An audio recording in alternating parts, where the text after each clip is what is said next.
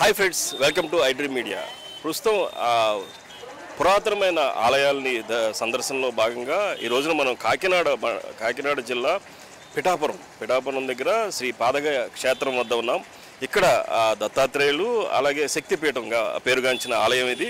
ఈ ఆలయానికి ప్రాశస్త్యత ఏంటి, స్థల పురాణం ఏం చెబుతుంది, ఇక్కడ పిండ ప్రదానాలు చేస్తే విశిష్టత ఉంటుందని చెప్పేసి చెబుతున్నారు అందరూ. మరి ఈ కార్యక్రమాలన్నీ కూడా మీకు ఇప్పుడు చూపిస్తాను, రండి.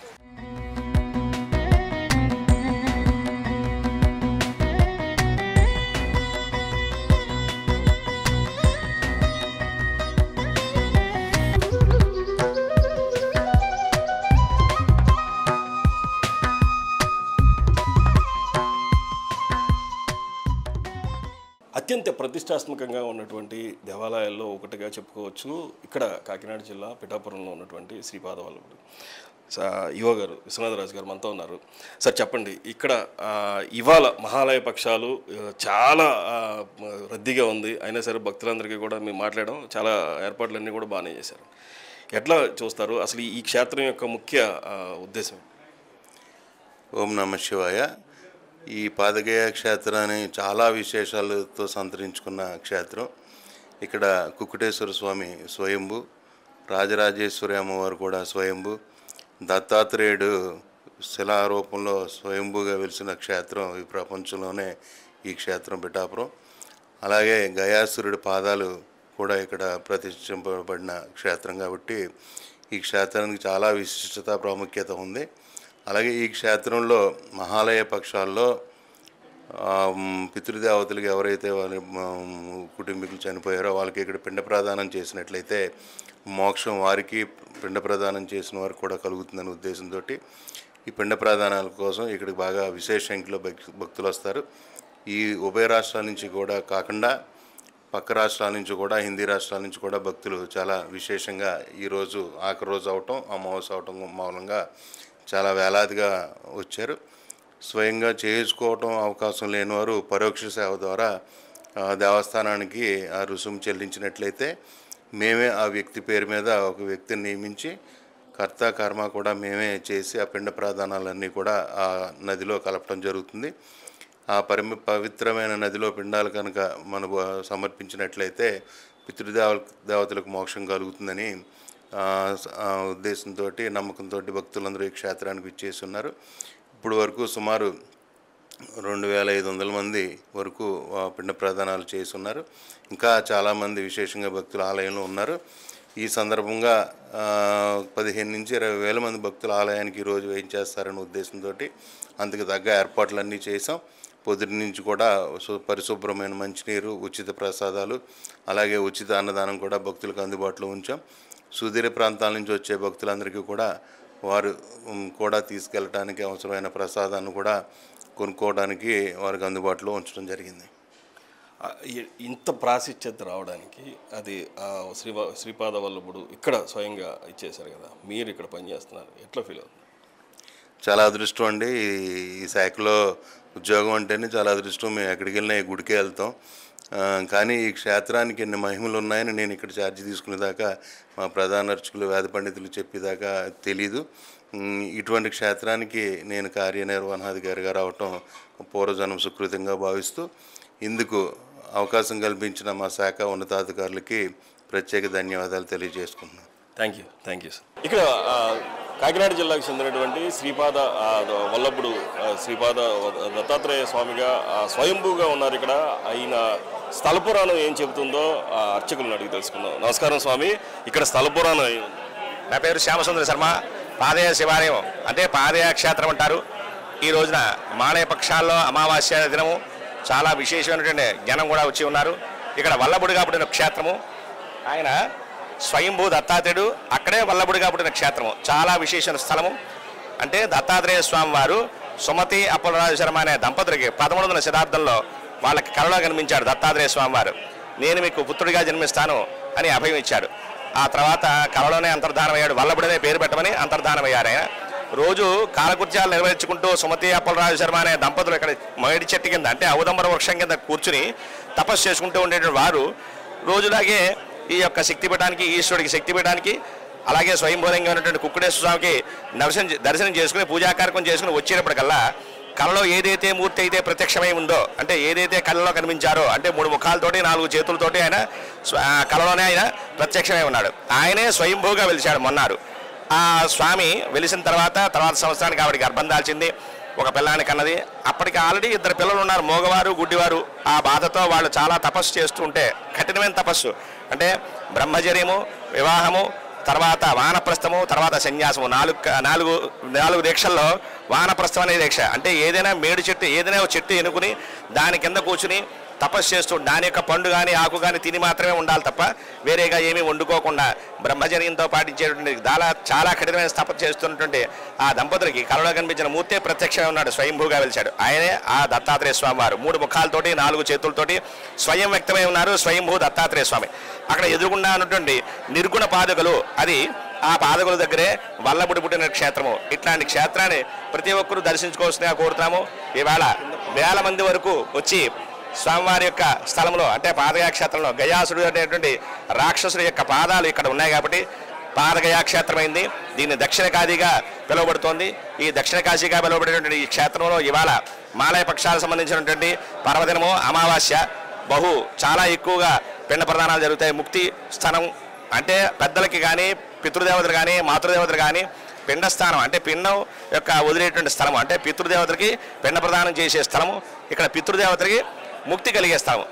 ఇలాంటి క్షేత్రాన్ని ప్రతి ఒక్కరూ దర్శనం చేసుకుని ముక్తి పొందాలని స్వామివారు స్వయంభూ కుక్కుడేశ్వర స్వామిగా పిలిచినటువంటి ఈశ్వరుడు కుక్కుడేశ్వర స్వామిని దర్శనం చేసుకోమని, అలాగే అష్టాదశ పీఠాల్లో పురుహూతిగాదేవి అంటే దక్షయజ్ఞం కథ మీ అందరికీ తెలుసున్నది.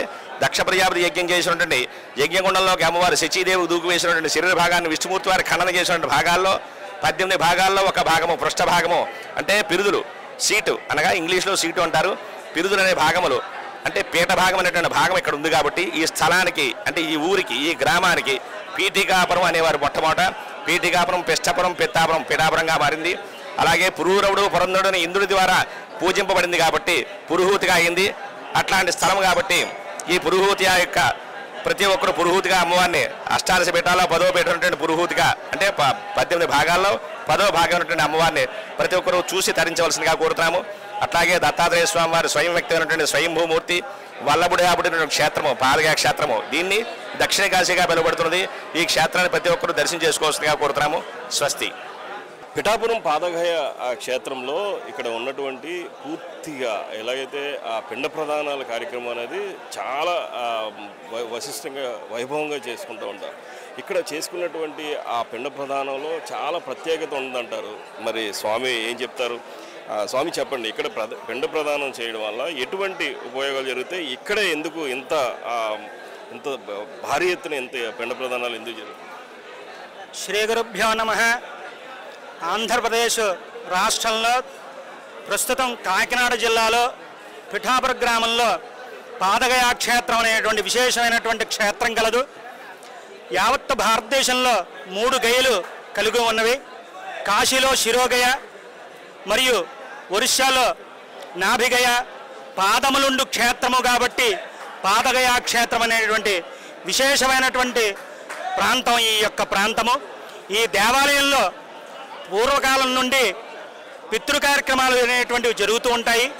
ఈ పితృ కార్యక్రమాలు ఎందుకు జరుగుతూ ఉంటాయి అనగా, దేవాలయంలో పూర్వ ప్రసిద్ధి కలిగినటువంటి పురాణం ఉన్నప్పటికీ ఈ దేవాలయంలో పితృదేవతలు తమ యొక్క పిల్లలకు, మనవలకు అనేటువంటి వారికందరికీ కూడా ఆశీర్వచనం ఇవ్వడానికి పితృమహాలయ అనేటువంటి మహాలయం అనేటువంటి అమావాస్య నాడు పితృదేవతలు వాయు రూపంలో వారి యొక్క పిల్లల ద్వారాగా పిండ ప్రదాన రూపంలో వారి యొక్క ఆవిర్భాగాల్ని పుచ్చుకోవడానికి సిద్ధంగా ఉంటారు. వాయు రూపంలో వచ్చినటువంటి పితృదేవతలకి మరియు అశ్వినీ దేవతలకు సంతుష్టి కలగడం కోసమని పిల్లలందరూ తమ యొక్క శక్తి కొలది పిండ ప్రదానం చేస్తూ ఉంటారు. పూర్వకాలంలో మహాముని భీష్ముడు ధర్మరాజుకు కూడా పితృదేవతలకి పిండ ప్రదానం పెట్టమని మనకి శాస్త్రం చెబుతోంది. ఏదైనప్పటికీ పితృదేవతలు సంవత్సరంలో మహాలయ పక్షము అనగా 15 రోజులు మన ద్వారాగా వారికి పిండ ప్రదానం కోసం ఆశిస్తూ ఉంటారు. సంవత్సరంలో చనిపోయిన తిథి నాడు కానీ పెద్దల పండగ అనగా పెద్ద పండుగ అయిపోయినది. ఆ విధంగా పితృదేవతలు విశేషమైనటువంటి రోజులు. భీష్ముడి యొక్క విధానం రూపంలోనూ కర్ణుడు కూడా తన మరణానంతరం స్వర్గలోకానికి వెళుతూ అనేక దానములు చేసినటువంటి ఆయన కూడా పితృదేవతల వల్ల సంతుష్టి కాలేక ప్రతి వస్తువుని ముట్టుకోవడం వల్ల బంగారం అయిపోయివ్వడం వల్ల సూర్యుడిని తన పితృదేవత అయినటువంటి వంశంలో మూలకారకుడైనటువంటి సూర్యుని ప్రార్థించడం వల్ల మహాలయ పక్షంలో పితృదేవతల కోసమని పిండ ప్రదానం చేస్తే విశేషమైనటువంటి ఫలితాలు పొందుతారని చెప్పేసి శాస్త్రసమ్మతంగా మనకి చెప్పడం జరుగుతుంది. ఆ విధంగా త్రిగయ్యలలో ఈ పాదగయా క్షేత్రము ఒక గయాక్షేత్రం అవడం వల్ల పాదములుండు క్షేత్రం వల్ల ఇక్కడ పితృదేవతలకు విశేషంగా ఏర్పాటు చేయడం జరుగుతున్నది ప్రతి సంవత్సరమును. ఆ విధంగా దేవస్థానం వారు సౌకర్యాలన్నీ కలిగించి ఉన్నారు. మరియు ఈ గయాక్షేత్రంలోనే దత్తాత్రేయ స్వామి వారి యొక్క పితృదేవతల కోసం కూడా పిండ ప్రదానం చేసినటువంటి రోజు కూడా ఈ మహాలయ అమావాస్య నాడే చెప్పబడుతున్నది. ఆ విధంగా దత్తాత్రేయ స్వామి వారు మధ్యాహ్నిక సమయంలో అపరాహ్న వేళ ఈ దేవాలయంలో వచ్చి భిక్ష స్వీకరించి తమ పితృదేవతలకు కూడా సంతుష్టి చేస్తారని పురాణ ప్రవచనము మరియు పురాణ గాథ ఉన్నది.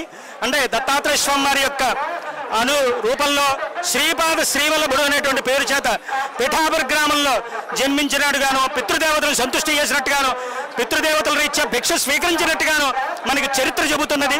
ఆ విధంగా గయాక్షేత్రాలలో పాదగయాక్షేత్రంలో మనం ఏ కార్యక్రమం చేయాలన్నా మనకి ఎంత జ్ఞానం ఉన్నప్పటికీ బుద్ధి రూపంలో ఉన్న మన జన్మతః బుద్ధి రూపంలో అనగా నాభిరించి జన్మించినప్పటికీ కార్యక్రమాలన్నీ కూడా పితృదేవతలైన పాదములు ఎందే మనం సేవిస్తూ ఉంటాం. కాబట్టి ఈ క్షేత్రంలో పిండ ప్రదాన కార్యక్రమం విశేషంగా జరుగుతూ ఉంటుంది.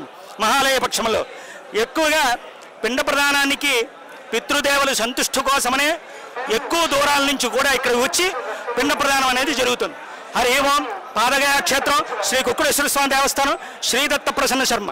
చూసారుగా శ్రీపాద క్షేత్రం. శ్రీపాద క్షేత్రంలో విశిష్టతలు ఏమిటి, ఖచ్చితంగా ఇక్కడ జరిగినటువంటి మహాలయ పక్షాల్లో అమావాస్య సందర్భంగా చివరి రోజుగా విశిష్టమైనటువంటి పిండ ప్రధాన కార్యక్రమాలు ఎంతోమంది భక్తులు ఇక్కడ తీర్చుకున్నారు. వాళ్ళందరూ కూడా ఆ పితృదేవతలందరూ కూడా శాంతింప చేయాలని చెప్పేసి ఇదంతా కూడా చేస్తున్నారని తెలుస్తుంది. పూర్తిగా ఇక్కడ ఈ కార్యక్రమాలన్నింటినీ కూడా అన్ని రకాలైనటువంటి ఏర్పాట్లు కూడా దేవస్థాన ఆలయాలు అధికారులు కూడా తీసుకున్నారు. ఇక్కడ అమ్మవారికి సంబంధించినటువంటి శక్తిపీఠం కూడా ఉండడం కనుక ఇక్కడ ఇంత ప్రాధాన్యత ఈ క్షేత్రానికి, పాదగయ క్షేత్రానికి వచ్చింది. ఈ పిఠాపురం పాదగయ క్షేత్రం చూసారుగా. ఇదంతా కూడా మీరు కూడా ఈ ఏరియా వచ్చినప్పుడు ఖచ్చితంగా పిఠాపురంలో ఉన్నటువంటి పాదగయ క్షేత్రాన్ని దర్శించండి. కెమెరా పర్సన్ ధర్మేంద్రతో మోహన్, ఐ డ్రీమ్స్, పిఠాపురం పాదగయ క్షేత్రం నుంచి.